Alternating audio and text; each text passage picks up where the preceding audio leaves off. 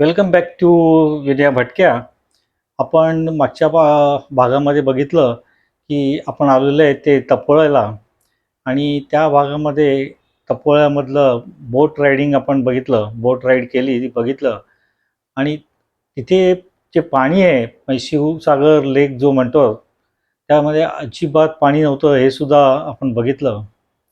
आता आपण दुपारचं जेवण घेणार आहोत. ओंकार ॲग्रोचे रिसॉर्ट आहे तिकडे जेवू. आणि नंतर जाणार होते महाबळेश्वरचं थोडंफार साईटसीइंग करण्याकरता. महाबळेश्वरला काय फार आम्ही फिरणार नाही आहे, पण तिथे जो एक मेन पॉईंट आहे, आर्थर सीट पॉईंट ज्याला म्हणतात, तो जर पॉईंट तुम्ही बघितला तर बरंचसं काही माथेरानचे तुम्हाला जे पॉईंट्स असतील त्याच्यावरनं जो जो काय व्ह्यू दिसतो, ह्या पॉईंटवरनं सुंदर असा व्ह्यू मिळतो. आणि तिथेच आजूबाजूला 4-5 पॉईंट आहेत, ते सुद्धा बघणार आहोत. साधारण तपोळापासून महाबळेश्वर एक 30 ते 35 किलोमीटर आहे. आणि मागच्या ह्याच्यात तुम्हाला मी रस्ता पण दाखवला. रस्ता पण छान केलेला आहे. पण उन्हाळा मात्र भयंकर आहे. त्यामुळे इथे उन्हाळा आणि ट्रॅफिक जाम हे दोन्ही गोष्टी फार इथे आम्हाला जाणवल्या. कारण सुट्टी पण चालू आहे. आता मुलांच्या शाळा पण चालू होतील त्याच्या अगोदर बरीचशी मंडळी इथे आलेली आहेत. तर चला आपण जाऊया ते आर्थर सीट पॉईंट बघायला. आणि तो पॉईंट बघितल्यानंतर मग तिथे 2 देऊळं आहेत. तर एक देऊळ जे फेमस आहे ते पंचगंगा देऊळ म्हणतात. तिथून 5 नद्यांचा उगम होतो. पण त्या देवळामध्ये आपल्याला काही शूटिंग करायला परवानगी नाही आहे. त्यामुळे तुम्हाला थोडीशी त्याची माहिती देईल. आणि त्याच्या बाहेरच दुसरं पण एक मंदिर आहे. त्याला पण सुद्धा शूटिंग करायला परवानगी नसल्यामुळे, शूटिंग किंवा फोटोग्राफी करायला परवानगी नसल्यामुळे तुम्हाला त्याची थोडीफार माहिती देईल. हा असा छोटासाच व्हिडिओ आहे. आणि मग आपल्या पुढच्या व्हिडिओमध्ये ओंकार ॲग्रो रिसॉर्टची थोडीफार तुम्हाला मी माहिती देईल. जर तुम्हाला तिकडे यायचं असेल तपोळ्याला आणि राहायचं असेल तर बरीचशी अशी रिसॉर्ट्स आहेत.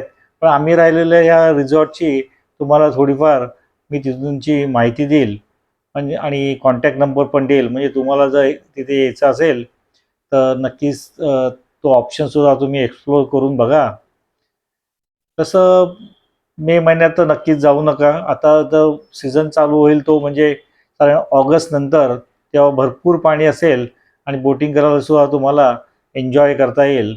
हवा पण 2-4 पाऊस पडले का हवासुद्धा मस्त थंडगार होऊन जाईल.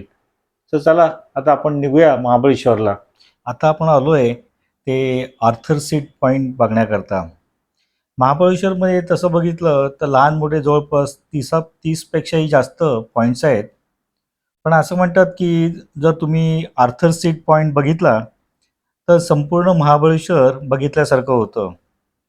आणि त्याच्यामुळेच आम्ही आलो आहे ते आर्थर सीट पॉईंट बघण्याकरता. कारण हा जो आर्थर सीट पॉईंट आहे ह्याची 5 कारणं लोक देतात की का तुम्ही ते बघितलं पाहिजे. कारण ह्या पॉईंटवरनं आपल्याला सह्याद्रीच्या सर्व रूपांचे एकत्रित दर्शन आपल्याला होते. आणि महाबळेश्वर इतर पॉईंट जर आपण पाहिले तर कुठे आपल्याला फक्त दरी दिसते, तर कुठे सूर्यास्त दिसतो.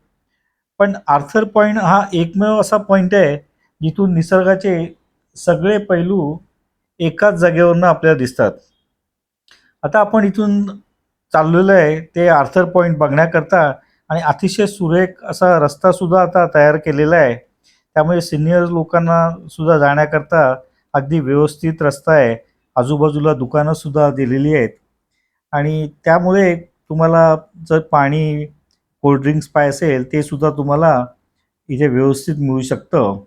आपण जेव्हा इथे येतो तेव्हा आपल्याला एकाच नजरेत अथांग आणि विस्तीर्ण दऱ्या, उंच उंच कडे, नंतर नागमोडी वाहणारी नदी ती आपण बघूच पुढे. आणि हे चालले आपण घनदाट जंगल आहे. असं या जंगलातनं आपल्याला थोडंसं एक 10-15 मिनटं मेन रोडपासून चालायला लागतं. आणि तिथून आपल्याला प्रतापगडसुद्धा जर वेदर क्लिअर असेल तर प्रतापगडसुद्धा दिसू शकतो.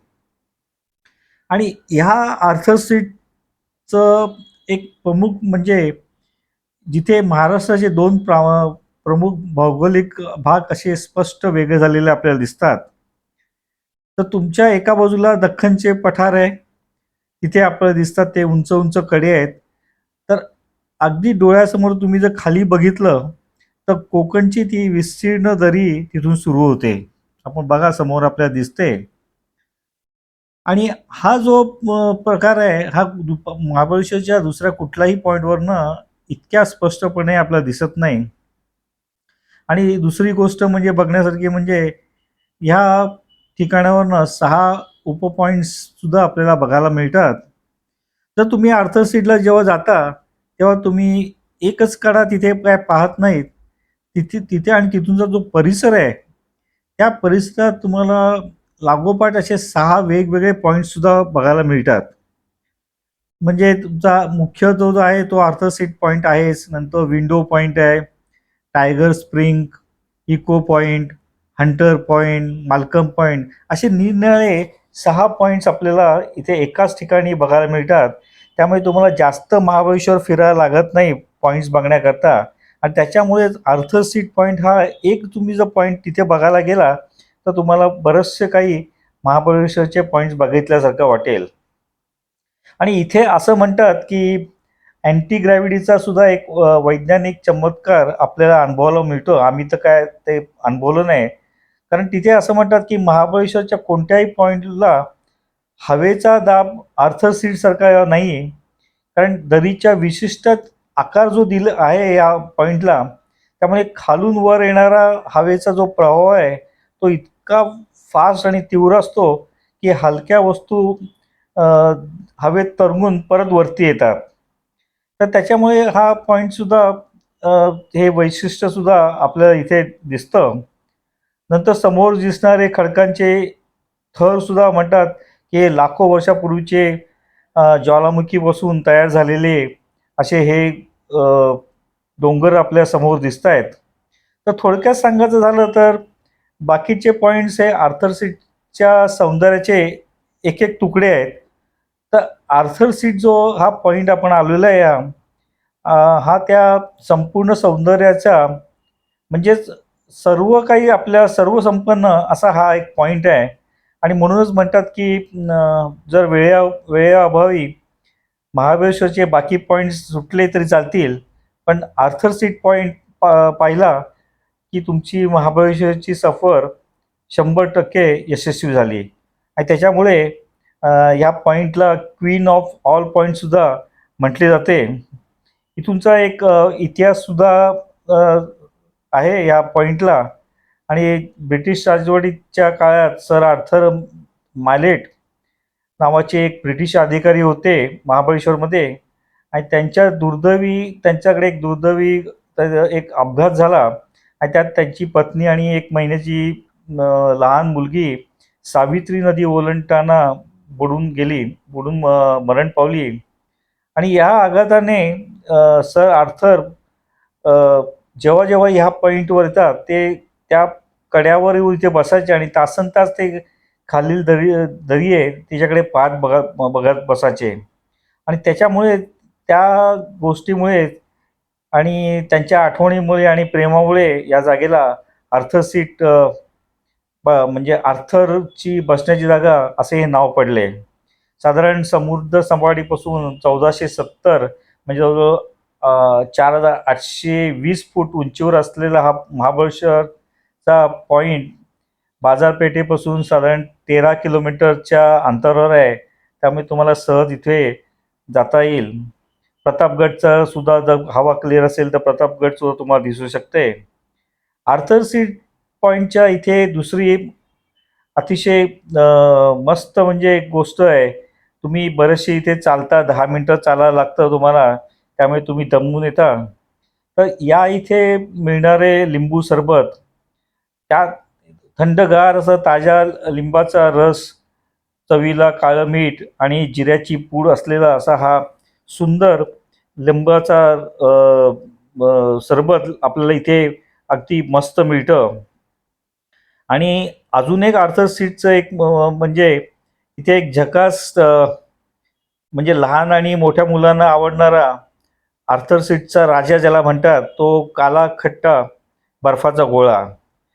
त्या पांढरशुभ्र बर्फाच्या डोंगरावर जेव्हा गडद जांभळा काला खट्टाचा रस पडतो आणि वरून चाट मसाल्याचा मारा होतो, तर तो जो बर्फाचा गोळा आपण जे लहानपणी आपण खायचो, अतिशय सुंदर असा असा हा गोळा आहे. नंतर आपण आर्थर पॉईंटवरनं जातोय ते महाबळेश्वरतील पंचगंगा हे जुन्या महाबळेश्वर असलेलं मंदिर बघण्याकरता. आणि ह्या मंदिराचं एक वैशिष्ट्य म्हणजे हे या मंदिरामध्ये 5 नद्याचा उगम आणि संगमासाठी प्रसिद्ध असं आहे. आणि ह्या मंदिरात आपल्याला बघायला मिळतं ते कृष्णा, कोयना, वेण्णा, गायत्री, सावित्री या 5 नद्याचा उगम होतो. आतमध्ये काय फोटोग्राफी करण्याकरता परवानगी नसल्याने आपण काही शूटिंग करू शकलो नाही. पण जे काही थोडेफार फोटोग्राफ्स आहेत ते तुम्हाला मी दाखवण्याकरता इथे लावलेले आहेत. म्हणजे आतील 5ही नद्यांचे पाणी एकत्र येते आणि एका दगडी गायीच्या मुखातून हे बाहेर पडते. आपल्यासमोर त्या फोटोग्राफमध्ये दिसतंय. साधारण 13व्या शतकात हे बांधलेलं मंदिर आहे आणि 17व्या शतकात छत्रपती शिवाजी महाराजांनी या मंदिराचा जीर्णोद्धार आणि सुशोभित करण्याचे कार्य केले असे म्हणतात. मंदिराची वेळ साधारण सकाळी 5 ते दुपारी 12 आणि नंतर 4 ते रात्री 9 अशी आहे. नंतर ह्याच मंदिराच्या मागच्या साईडला एक दुसरं सुद्धा एक मंदिर आहे. त्यातला सुंदर असं मंदिर आहे. त्या मंदिराचं नाव मला वाटतं कृष्णामाई मंदिर असं आहे. आम्ही काय तिथे गेलो नाही, पण ते थोडेसे फोटोग्राफ तुम्हाला लावते. मंदिराच्या म्हणजे पंचगंगा मंदिराच्या मागच्या बाजूला एक लहान वाटेने थोडे पुढे गेल्यावर डोंगराच्या कडाशी हे अत्यंत सुंदर आणि शांत असं मंदिर आहे. साधारण 1888 रत्नागिरीच्या एका राजाने याची स्थापना केली होती आणि हे मंदिर काळ्या पाषाणात अत्यंत उत्कृष्ट हेमाडपंथी शैलीत बांधलेले गेलेले आहे. नंतर दुसरं एक तिथूनचंच मंदिर आहे, ते आहे ते महाबळेश्वर मंदिर. पंचगंगा मंदिराच्या अगदी बाजूलाच हे मुख्य रस्त्यावर हे मंदिर आहे आणि ज्यावरून ह्या हिल स्टेशनला महाबळेश्वर असे नाव पडले. हे मंदिर आहे ते शिवाला समर्पित असून अत्यंत पवित्र मानलं जाते. इथे सुद्धा फोटोग्राफी आपल्याला अलाउड नाही आहे. आणि गर्भगृहात साधारण 6 फूट लांबीचं रुद्राक्षाच्या आकाराचं अतिशय प्राचीन स्वयंभू शिवलिंग आहे, ज्याला महालिंग असेही म्हणतात.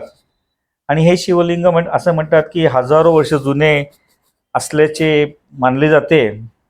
16व्या शतकात हे बांधलेलं आहे. नंतर परत छत्रपती शिवाजी महाराजांनी याचा जीर्णोद्धार करून मंदिराचा विस्तार केला.